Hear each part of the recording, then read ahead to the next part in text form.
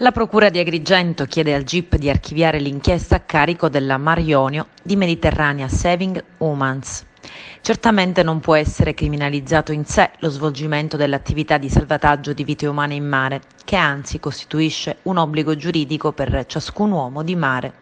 È la premessa della richiesta firmata dal procuratore aggiunto Salvatore Velle e dal sostituto Cecilia Baravelli.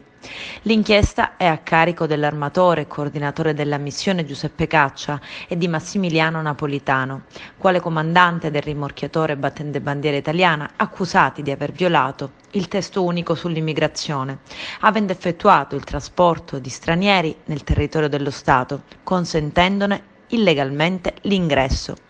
E i fatti fanno riferimento al salvataggio del 9 maggio 2019 di 30 migranti a bordo di un gommone alla deriva, poi condotti a Lampedusa il giorno dopo.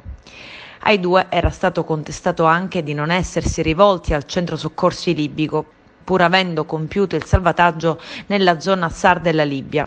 Il salvataggio delle vittime in mare costituisce un dovere degli Stati e prevale sulle norme e sugli accordi bilaterali finalizzati al contrasto dell'immigrazione irregolare.